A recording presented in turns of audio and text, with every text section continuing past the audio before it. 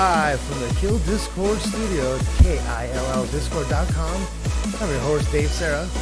Thanks for joining us for another episode of Kill Every Monday.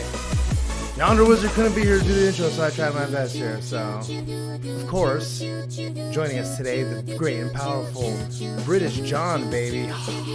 John, do you go by anything else other than British John? Or are you just British John? Let's be clear about it. Not if you're introducing me on stage, it's coming to the stage. John Garside, you'll better know him as British John. I mean, if you wanna do it that way, but yeah, I'm just John, or as my wife calls me, where the fuck are you? We're gonna find out where the fuck you are right now, homeboy. California, maybe easily. Yeah, where are you from originally? I'm from Britain. Seriously, I'm from the north of England. I know people don't believe that I'm actually British, but because apparently no one from Britain actually would say they're from Britain. Apparently you have to be from England, Scotland, Wales, or Ireland, but I'm from Britain, always have been. I'm not that racist. Why'd you leave? If it's that good. No, I'm just joking. I've never been there. I have a lot of love for it, but nah, you don't have to get personal. You can give me a fake answer too. But fuck personal. I'm married to a former U.S. Olympic swimmer. Ooh. Let's be clear. Let's get bloody clear about this. You could use a couple of laps around the pool. What the fuck? I made a couple of really good mistakes in life, and she's one of them. The ass is amazing. She didn't medal, but she didn't medal. No, well, I couldn't afford. I mean, that's more. That's a lot of racing goats. That's a big trade. Yeah. Even like kids soccer. You know, like I have my brother-in-law and my sister. Like they pay like $1,100 for their fucking kid to be in like traveling soccer. It's every season. Fucking crazy. It's like is uniforms and silk this and the flags and every year it's a new thing. I got the weirdest phone call. So I think a lot of people know by now that I worked for the intelligence services for a good number of years, and I had to get security cleared to do. I had to be cleared to be a chaperone. You know, transporting kids around the country for tournaments, for swimming tournaments and stuff. And I got the weirdest phone call from my, let's just use the word handler, back in London, who said, "Why are we getting reports of you being verified at a sheriff's office in, where the hell was it, Manassas or somewhere outside DC?" I had to explain that, no, I'm making sure that young men aren't sexually abused. It was a real thing.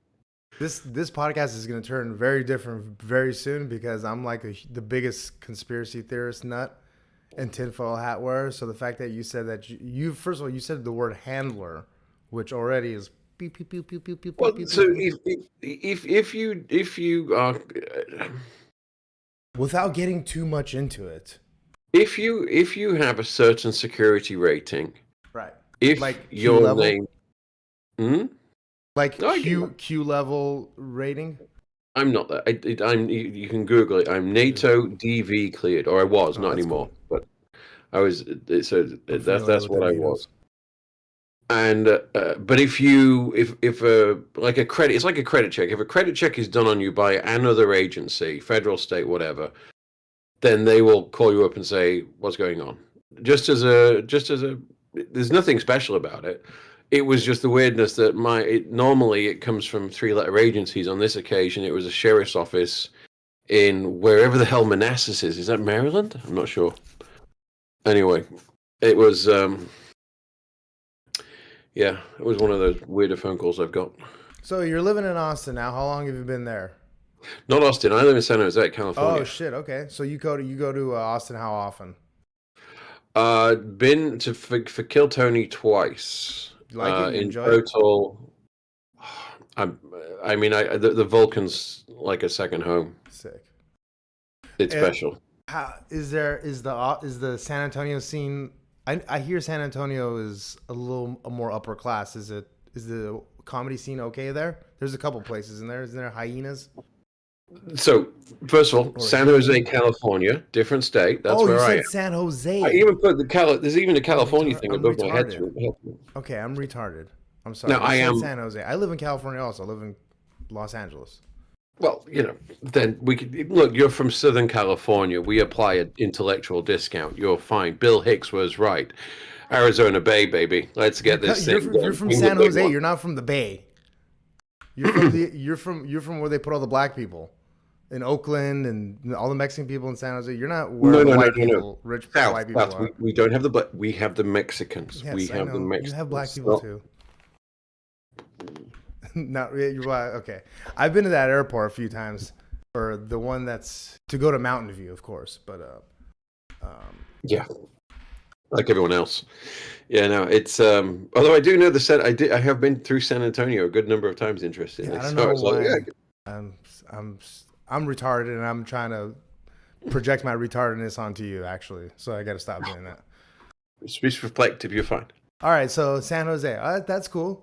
That's cool. I was thinking about maybe going to San Luis Obispo this week to go see Tripoli, but since a couple of the other moderators are going to be going, probably they're from San Luis Obispo. Shout out Hmm. to Green Band Victoria, but they I don't think I can make it because it's on a Thursday and I can't really.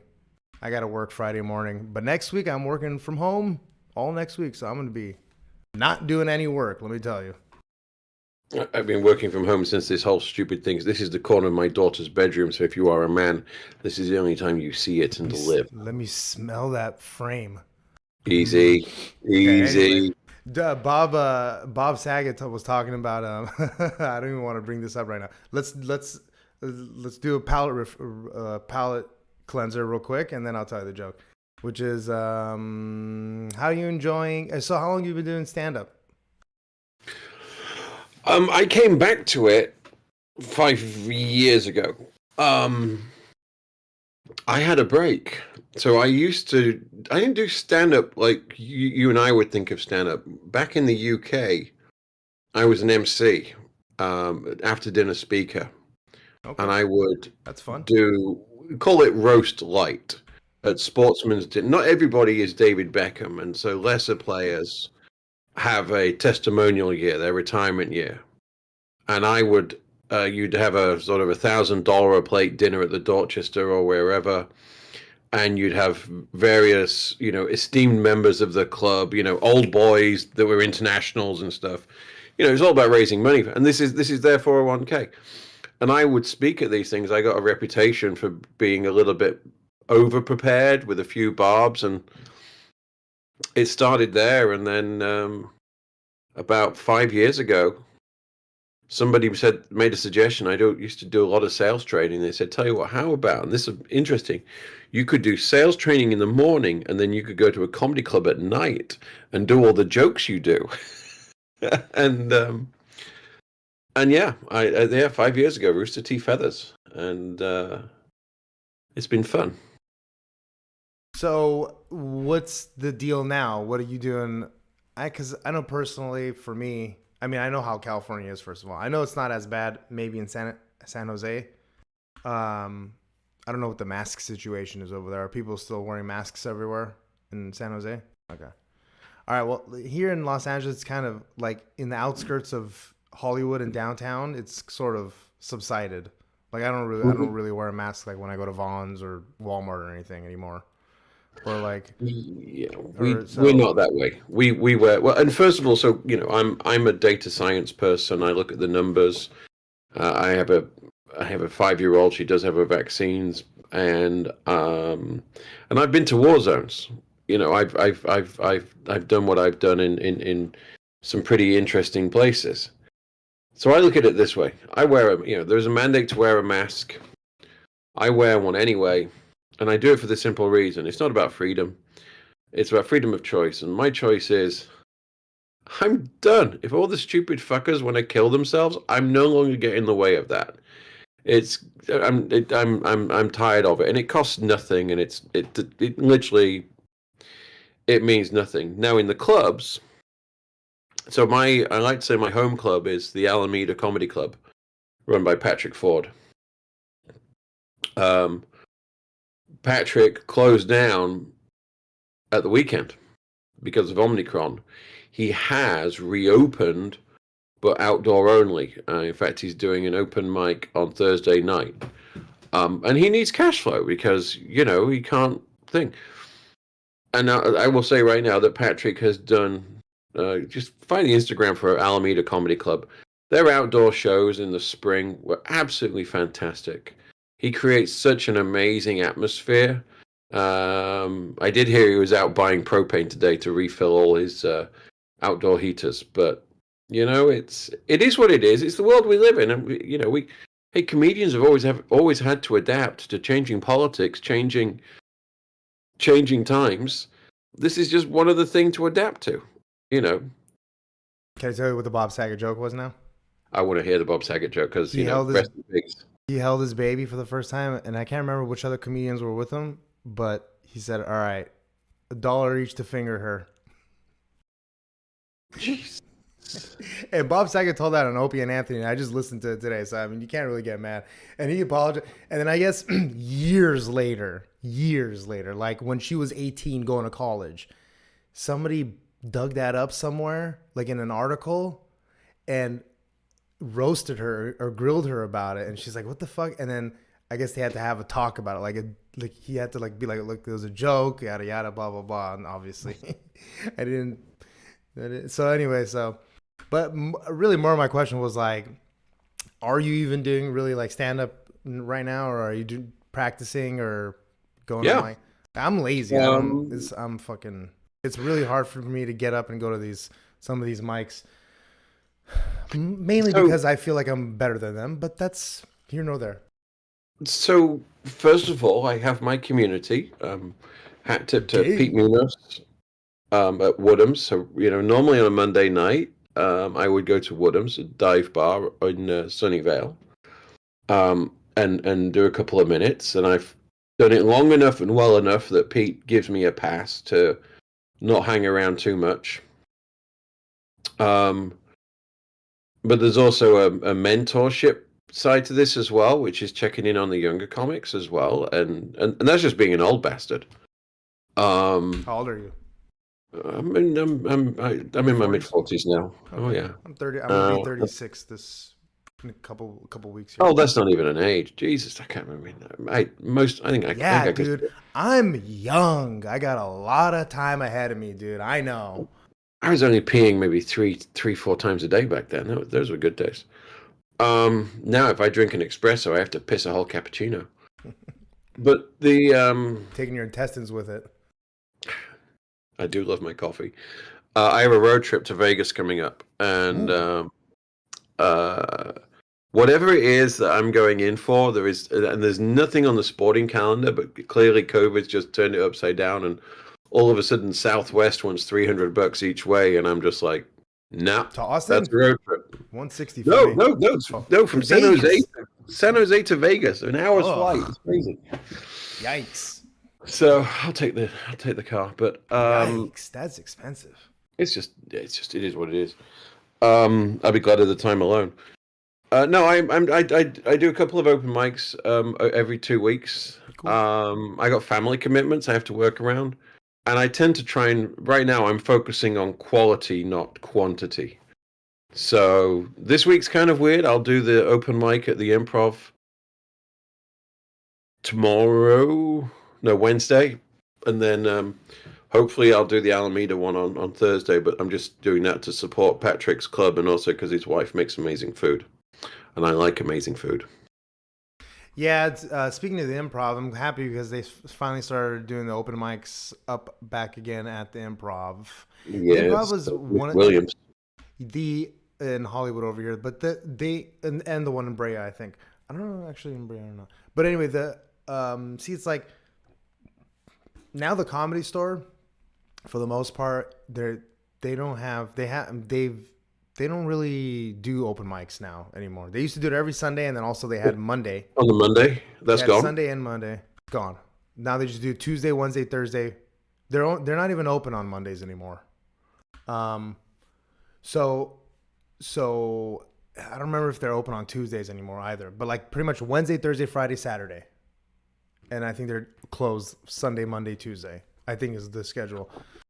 I'm sure that's tentative at some point too. But regardless, like the roast battle has kind of turned into their open micer scene, and it's like whoever they want to be on the roast battle, they kind of like pick and choose. It's not like a bucket thing where like the potluck and stuff like that we would do, and that shit was awesome. And like there would only really be like 30 to 40 people in the crowd, and it's usually other comedians, but that was okay because you're at the fucking comedy store. The Improv is interesting because on Tuesdays you'd sign up like at 7 o'clock.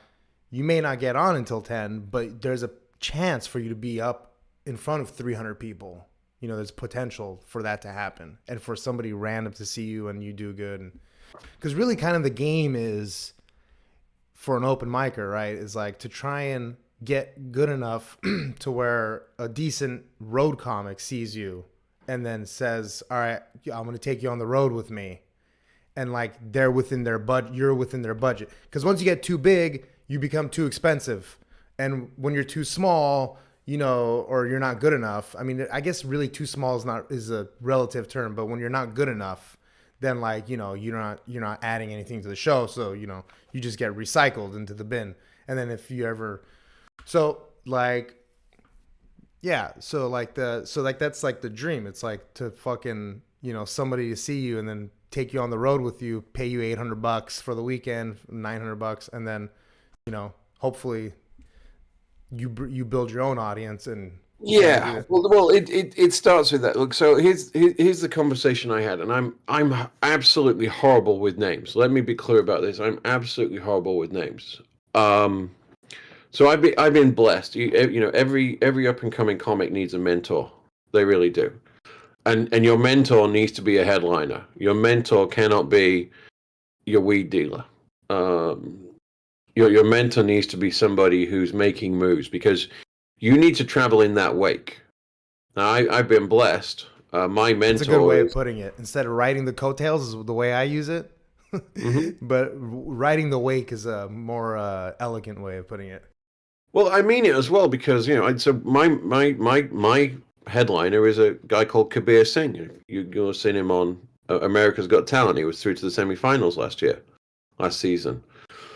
And you know, let me be clear about this. I'm privileged. I have money. I have a full-time job in the corporate world Yeah, giving clearly. speeches and keynotes. You're a CIA asset. We understand. No. I mean, I work in marketing. That's my official. I'm an ex-hacker who works in marketing. I just talk about it. But Sure. my privilege is I don't cost Kabir anything because I don't take cash. I don't take any money because I have to declare it and it causes me problems. For the my policy has been, and by the way, it's worked for me, is I don't take money off other comics because I won't take it off other comics. If I'm on the bill, if I'm being paid to be the feature, I just say give it back to the guys that you know had to, you know, 6 of them came in one car and they had to pull money for gas. I don't. I'm blessed. I have a good life. I'm buying drinks. Um, but I will take a check from a venue. So when I was featuring at the Improv, I took that check, and you know, now this pisses the wife off a little bit, but the what I get or what I got from Kabir. So I toured with him over this fall. I've been doing gigs with him for 3 years. He gave me my first guest spot at the Improv, and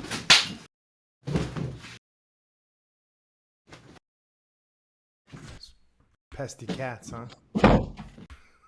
it's so professional when your friggin' house cats decide to have a fight.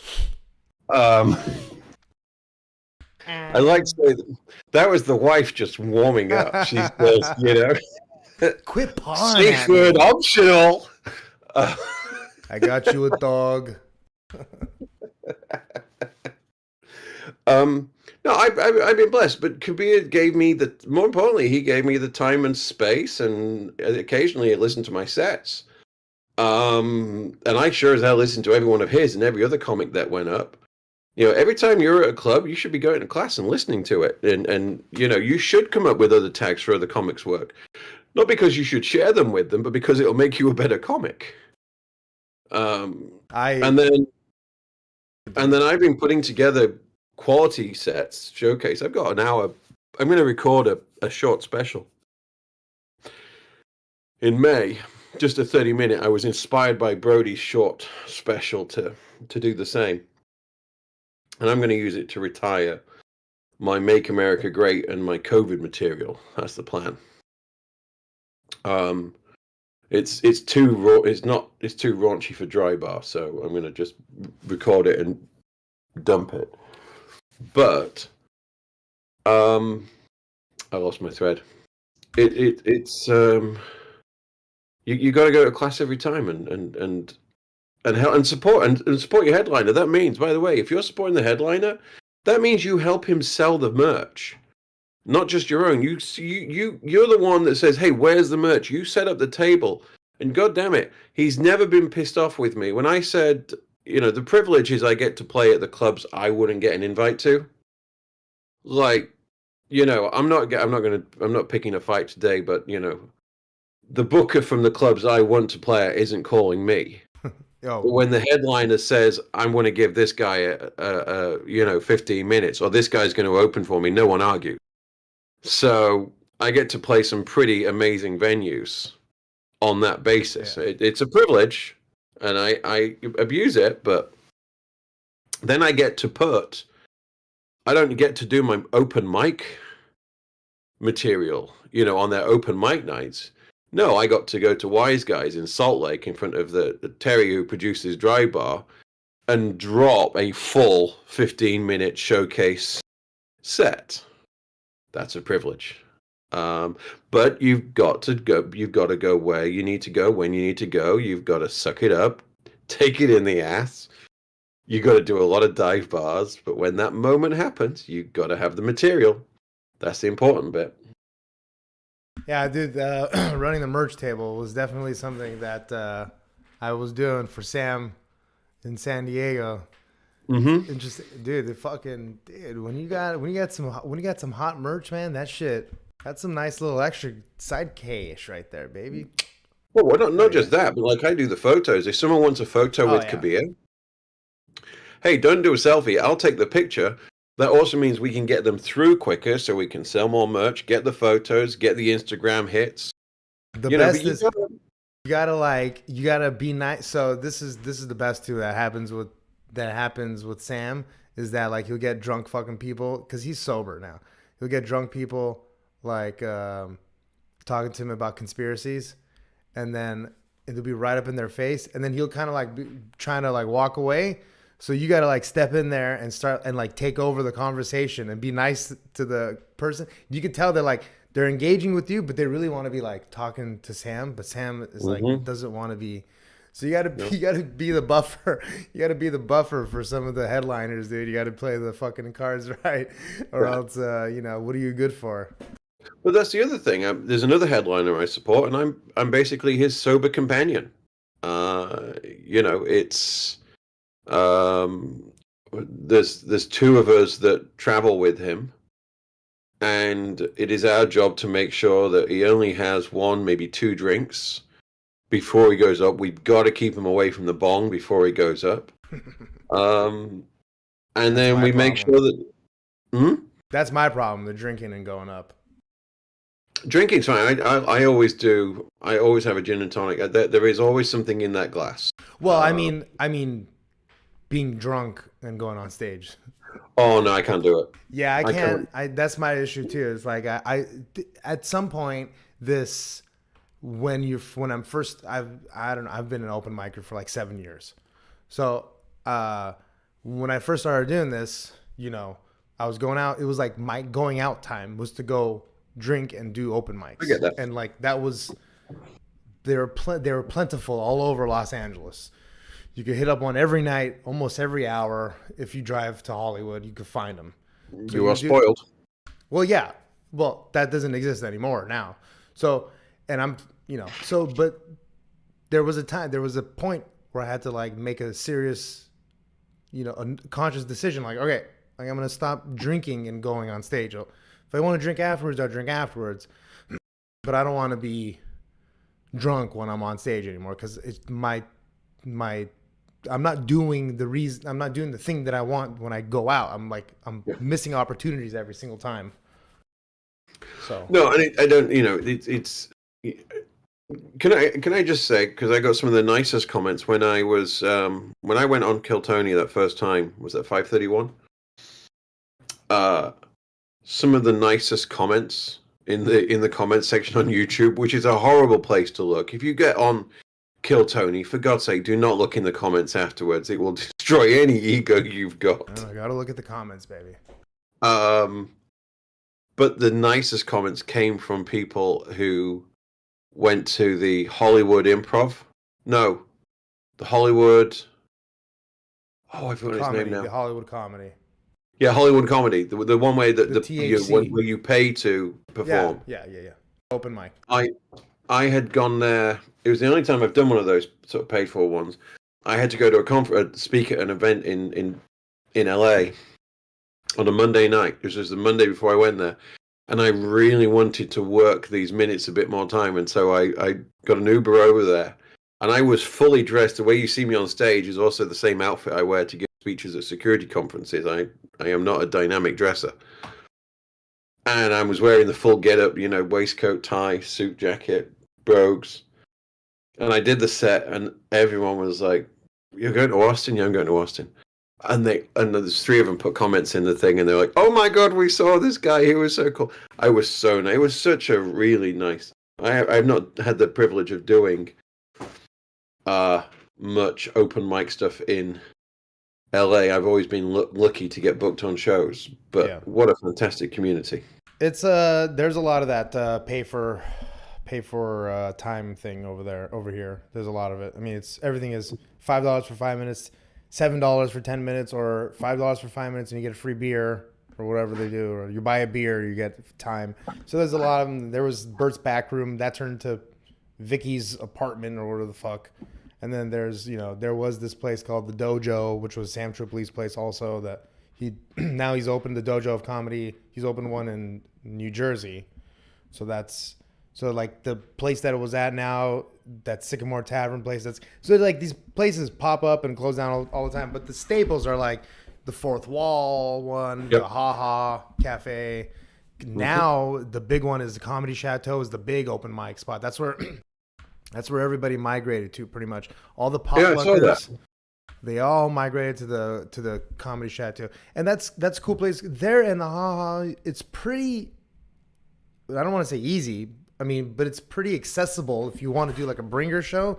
I mean, that shit goes on all the time, and I would probably do more of those if I knew more.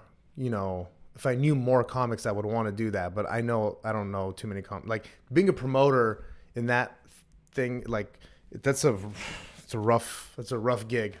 You got to be a promoter, host. You got to be there every fucking Thursday and Saturday. And you make like $180 maybe. But I don't think people realize how hard promoters work. Oh my God. Well, that's not true. Let me say that again. I don't think people realize how hard successful producers work. I will give a shout out. Yeah, and that's almost like an oxymoron too. Successful promoter, because that just means that you never really got anywhere. You just kind of made a niche for doing this. Like, and some people don't want it. I'm not saying that's what you have to do, but some people don't want to do it. Like that was when I got into the fight at Ha Ha Cafe, when I was attacked by a man at Ha Ha Cafe for the jokes that I did on stage. I wasn't like mad. I wasn't like after it was all said and done, the only thing I really felt bad about is like I really just felt bad for the promoter. Like I just felt like he gave me a shot. He put me on a Saturday show. He still paid me, and I feel like I fucking I dropped the ball by like doing a stupid joke that ended up pissing somebody off, and then even though none of it was my fault at all, the point is that like you still feel bad for the promoter because you know how much work they put in, and then your fuck up could be an implication for them to like maybe never get another paycheck from that club again. You don't want that on your conscience. I'll see you and raise you. I have run only one mic for one show. I had a whole plan. I bought a brand new amp. and I was running it down in Morgan Hill, which is the Christian part of San Jose. It's where all the Lutherans and the Bible thumpers live. It's the whitest part of the Bay Area, except for Danville. And there was a brand new brewery pub opening up, and I happened to know the owner's mother-in-law. In fact, she was just having dinner at my house this evening. And so I had a bit of an in, and I said, I'd love to do this, and da-da-da-da-da, and they said, okay, fine. And the deal was it would be a respectful mic. Not a rude mic, not a clean mic, a respectful mic. Everything was going fine. There was a Sharks game on the TV, and they wouldn't turn off all the TV, which is one of those things, but we were making good progress, and then the owner's father came in to see what was going on with these comedians. And I stepped outside. This was all pre-COVID. And as I stepped out, I just heard a comedian. He's a good friend of mine. And he lost his way in his material and decided to change his joke completely. And I just heard the words. So I pulled out and shot it all over her tits. And I could see the guy's face change, and then his eyes went dead, and I knew that we were not coming back to this venue. And the thing is, we had lost 3 venues in the preceding month in the South Bay area. We'd lost Frascati's. I can't remember what the other 2 were. Oh, Blue Chip, and I can't remember what the third was on. So the fact that we'd lost 3 venues and we now had a new, and we couldn't even get through one show without it.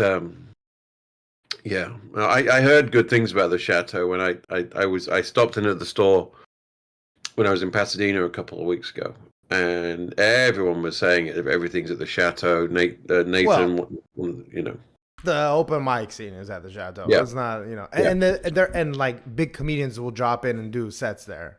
Like Leno had just dropped in. Mm-hmm. Leno, Kevin Hart, fucking, I think Chappelle even dropped in. They've dropped in. It's a cool little place. It's very diverse. Nobody gives a fuck about COVID over there. Whatever you believe it or not, it doesn't matter.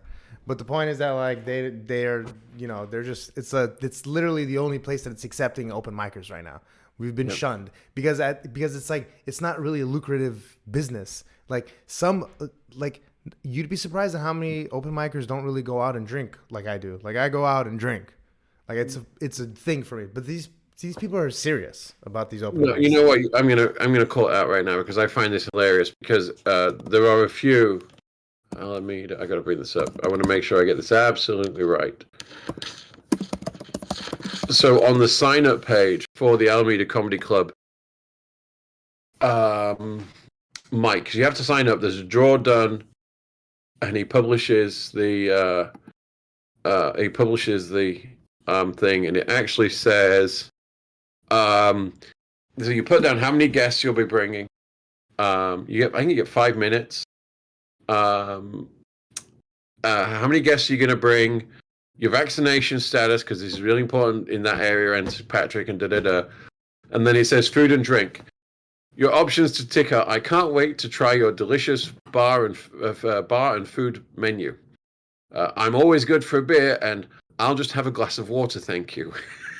I mean, most of my friends will only drink a glass of water, but most of my friends don't, most of my friends are on food stamps or or are on the edge of going back into a drug habit. Yeah. So 100%, dude. That's these people, the people that live and breathe a lot of the open mics. A lot of them are broke. I mean, I'm not wealthy by any stretch of the imagination, but I mean, I've got a job, I've got a car. When I go out, I can afford these things. But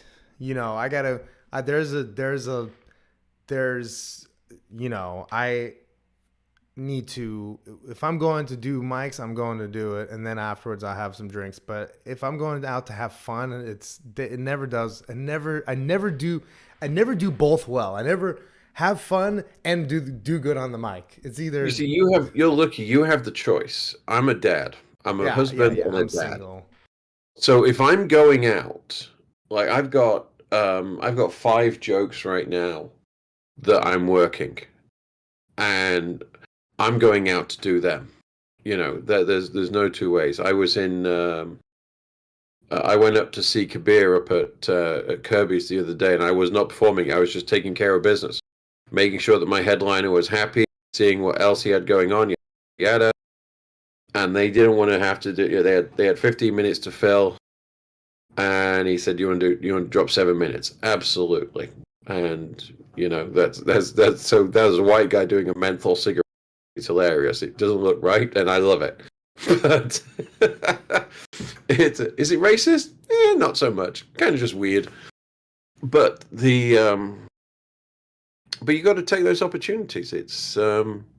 But support your club. You don't have to buy there is a running joke. I'm not buying. Thank God the water's free, because if you're a customer, they charge you $9. Punchline water. I think it's $7 or $9 for a bottle of water. Yeah. So, it is what it is. Hey, but I do love this life. So, how long have you been watching Kill Tony? Wow.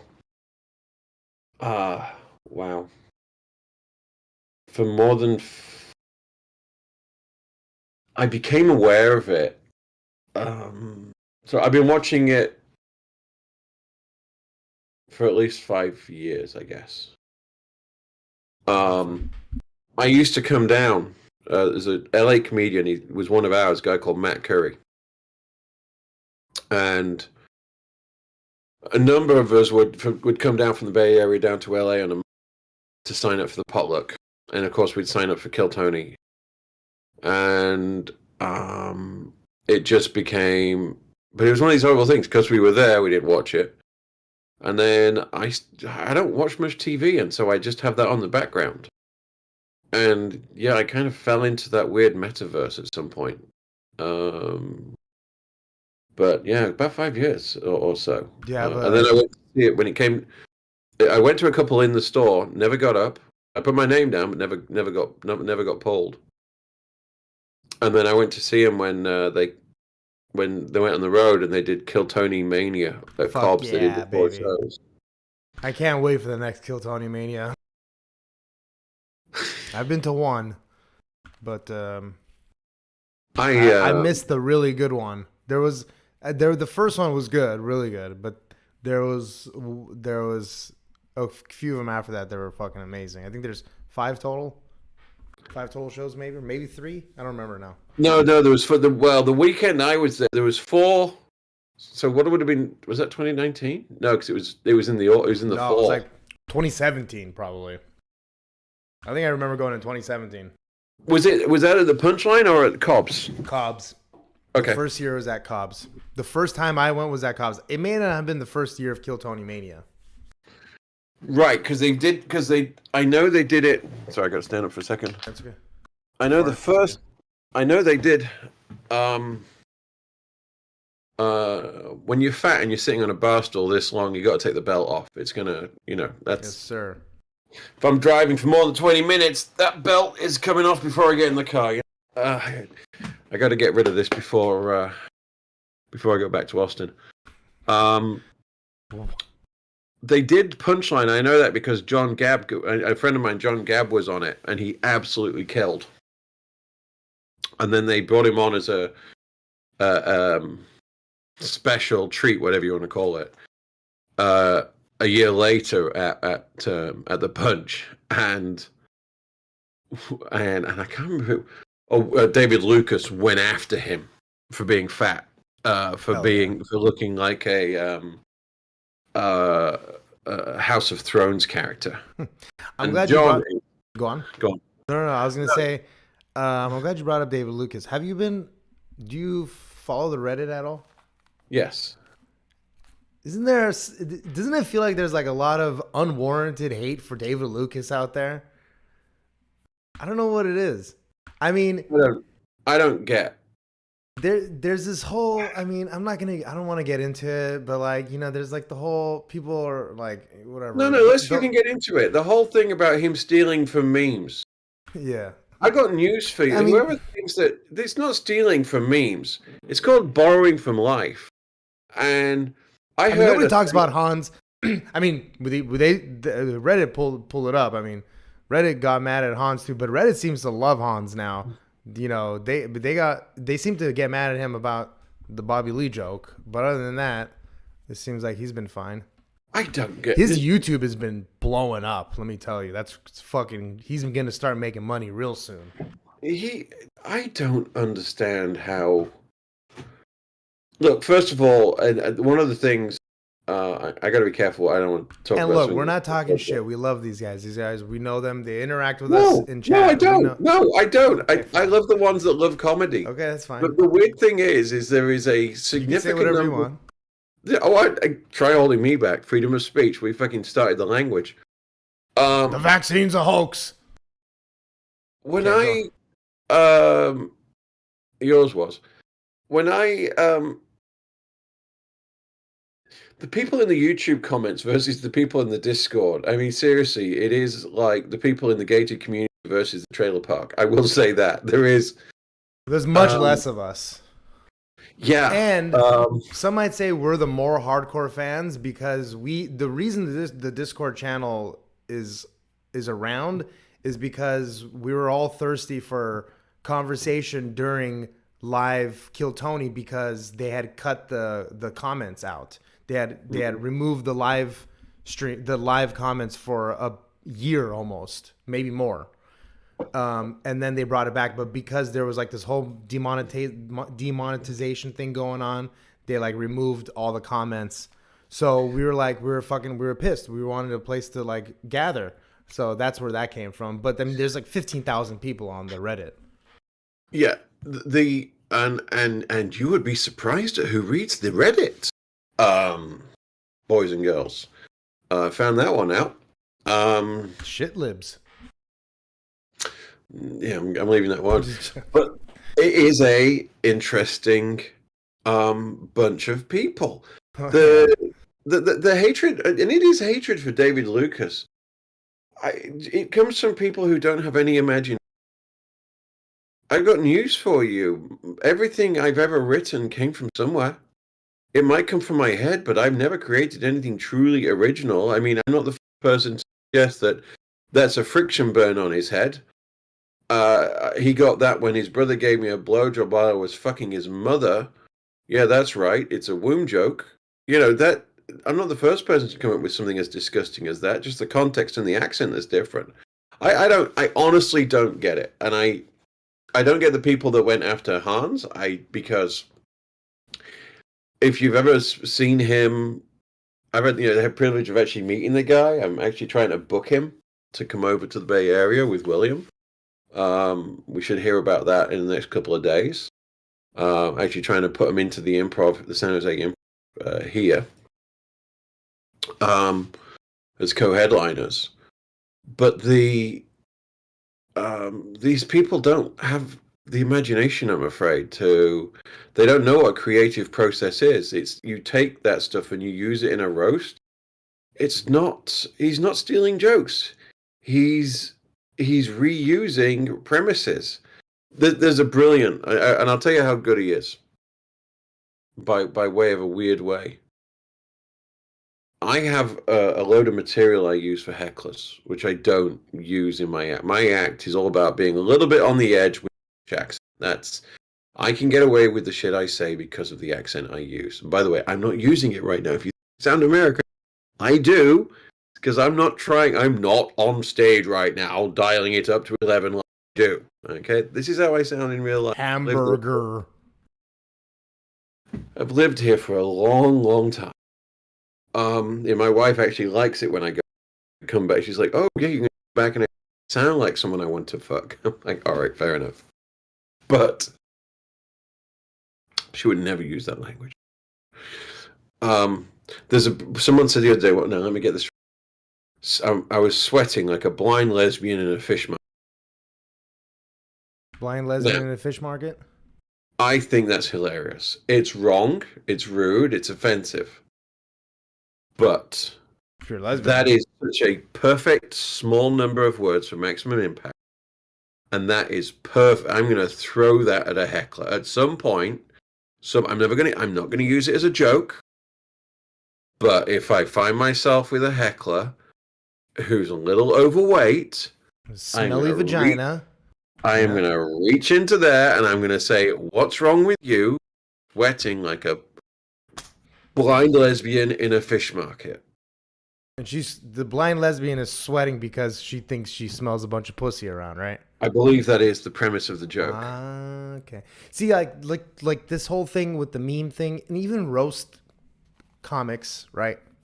In a sense, there's sort of an unspoken rule of like where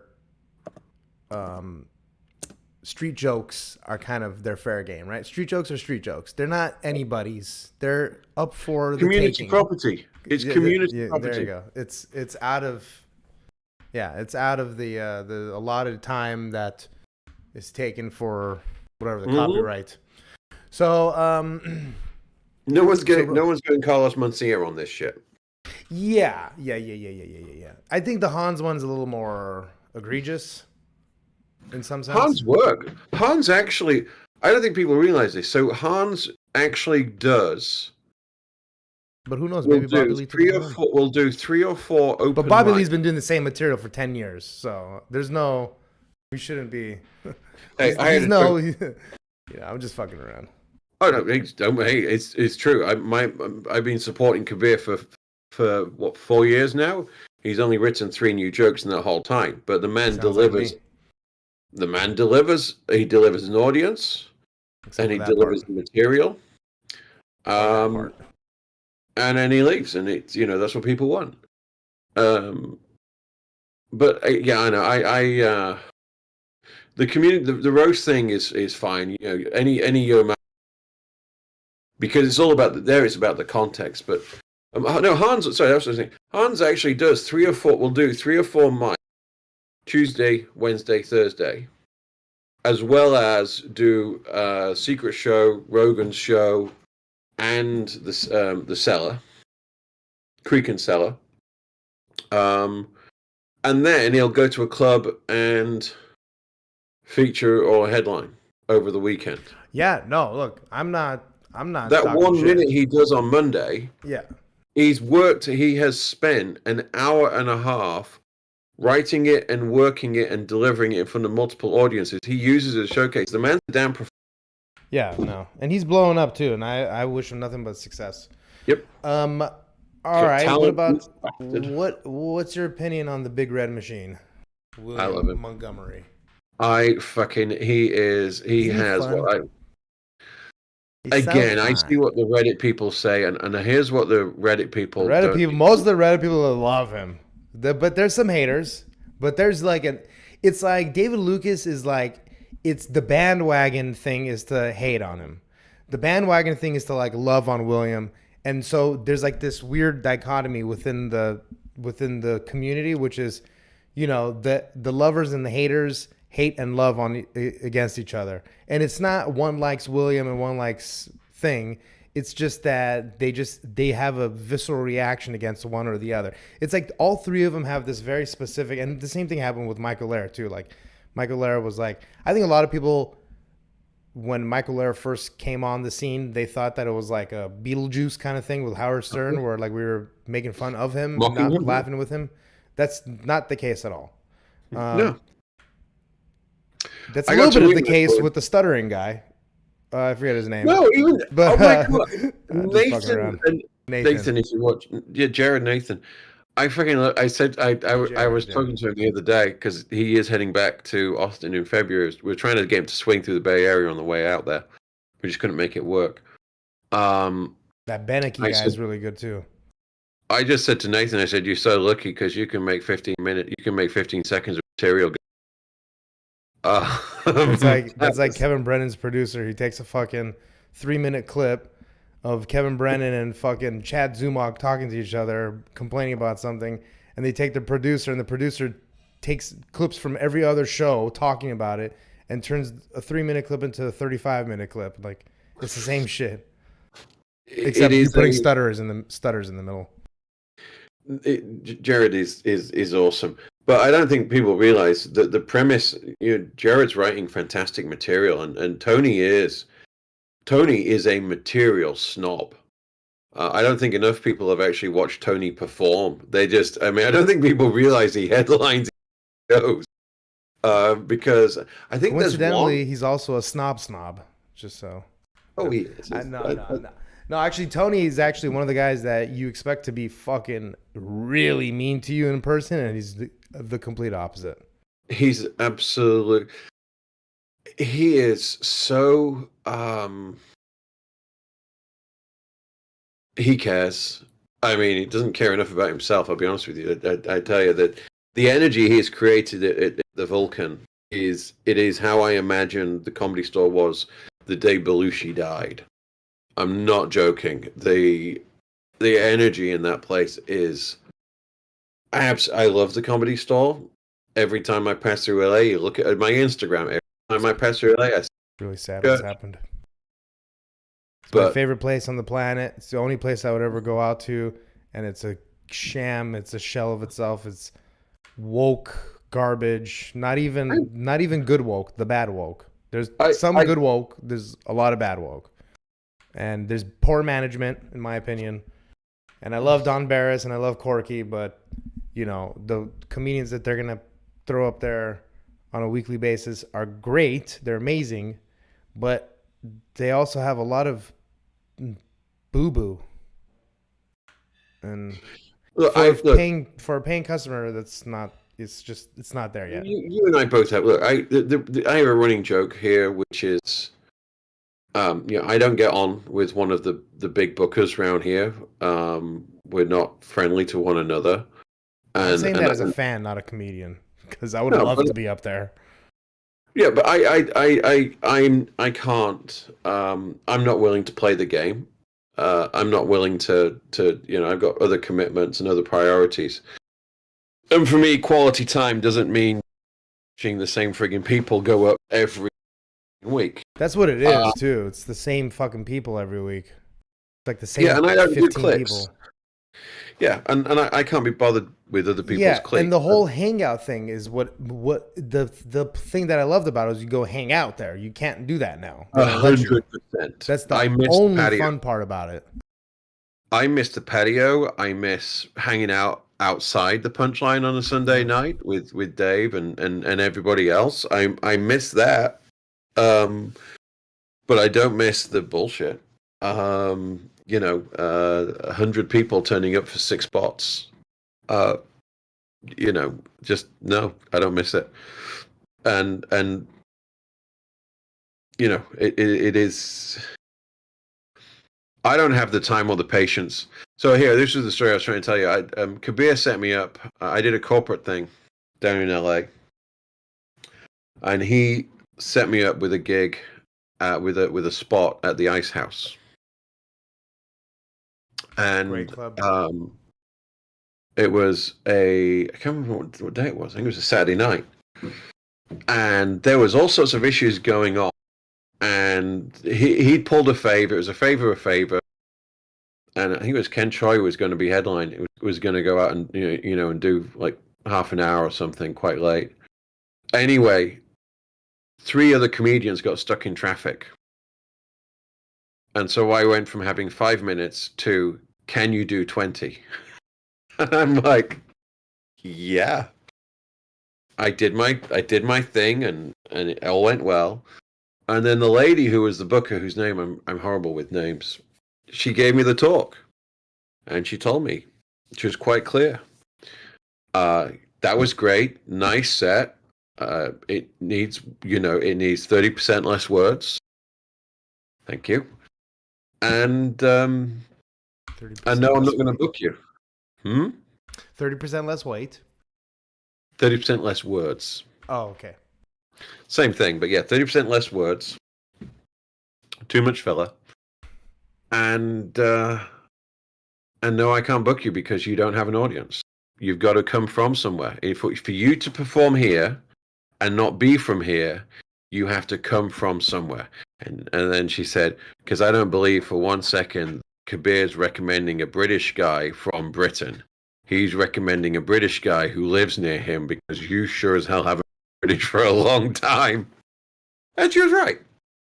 Um, but that's why you got to develop that fan base. That's why you got to do those sets. That's why you've got to build a local audience. Yeah, You've got to it come really from some. is. Local is a big thing too. Like being a draw in your area or whatever is a big thing. Like I'm not sure. Like I don't know if Austin can support all those comedians for the amount of money. Like you got to understand, there's 2 million people in Austin. There's fucking 30 million or 18 million people just in LA County. That doesn't include anything else around it. Like you're talking a saturation area of 60 times this, or not 60 times, 30 times the size of that of Austin.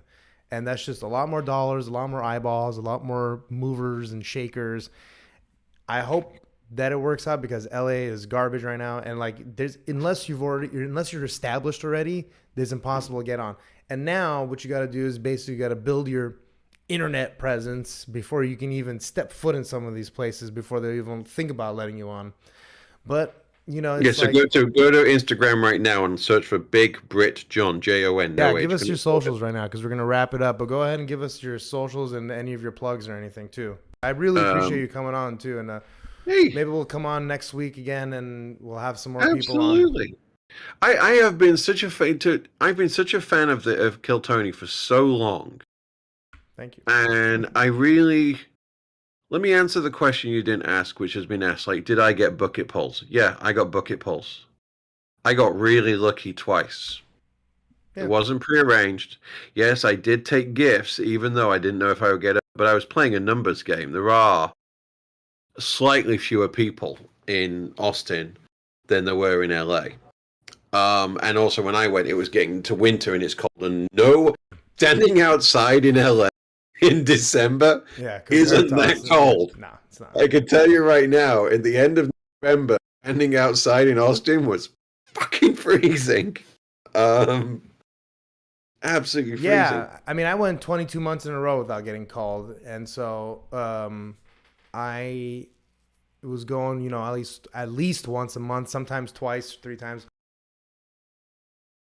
and then finally, I got in on a pandemic episode, and then later at Antone's, and but my Hmm. first time was at the Comedy Store. But I got pulled once during a non-pandemic show in the late 2019, and I was already out. I was already outside. It is Um, a it is a it is a rare privilege to get to go on that show. It really oh is. But yeah. Oh, I'll be back on it next year. and it's so much, dude. It's so much more exciting now too because of how big it's getting, and so many more eyeballs on it. And I love it. I mean, it's great that like more and more and more people are seeing the show. I The love it. production values are through the roof. Way better. Yeah, Red Red Band. Band is really gone to work on it. Yeah, He's like got his he's scenes yeah, better. yeah, for sure. Like I see like the only thing I really miss this whole time is like the fact that it's not live when we're watching it too. Um, that's really the Yeah. only thing that like kind of is whatever. But I got over it, but it's still Yeah. near and dear to my It heart. is it's And really frustrating when you're on it and you have to wait 2 weeks to see how you did. That is and that was kind of our like the East Coast, like they kind of like they have like shows like Real Artist Podcast and other things like mhm. Gas Digital and stuff like that, where like they help young comics. Like we don't have that on the West Coast anymore. And like Kill Tony was literally the only thing that we had, and now They it's done. Tony has done so much. Austin had a great comedy scene. Also, I think no one remembers all the time. It has a tremendous music scene, and that Oh yeah, is and right now the competition. When Rogan's Place opens up, that's going to be great because then comedy will have a real. Antone's is nice, but Antone's is a multi-venue. Is a oh yeah. I multi have no doubt. venue. By the way, did you hear what they're gonna call it? I've known what they were going to call it for quite some time. Yeah, so they're gonna call it they found the domain. They're gonna call it the Comedy Store Austin, and I guess Pauly Shore's brother, owns the domain, and they're gonna be opening Comedy Store. Just I'm not commenting. I was told something very different by somebody. Oh, who so I could be knows. wrong. Yeah, I could be completely wrong about that. I hope I don't really care either way. This is just from news that I heard. Maybe they're opening a comedy store in fucking Austin, and like separate than Joe Rogan. Maybe that's where all the. I heard something very different, and Okay. and Yeah, it's not I would. comment on. You know what? I see when I heard that information, I was like, yeah, see, that something doesn't sound right here, especially since Rogan and was having like some issues with something, and I'm assuming that he tried to open a comedy store and like, well, we'll just open our own. You know what, Joe Rogan. Joe Rogan is big enough and ugly enough to do whatever the hell he wants. I'm fairly sure if he really wanted to, he could put a 2 weeks worth of Spotify advertising money in acquiring the store and all the problems that go with it. I doubt that would stretch him, but it is what they've done out there, what Red Band and Tony have done with Ron White's help and with Rogan's assistance and just presence is absolutely amazing. If you haven't been, go, because Austin has become. What's really funny is it's really, and I'm sorry, I'm saying this as somebody from Bay Area. We love to see LA comics have to fucking work for it and not just get given it. But it's a real meritocracy down in Austin. Like right now, all the cliques got destroyed. So right now, talent is actually what's pushing people up. There's some great people like Joe Begley and Dave Nihill from here that are really being found in Austin. So that's got to be a good thing. The world needed to change a little. Bill Hicks was right. Yeah, the world needs our runoff. Yeah.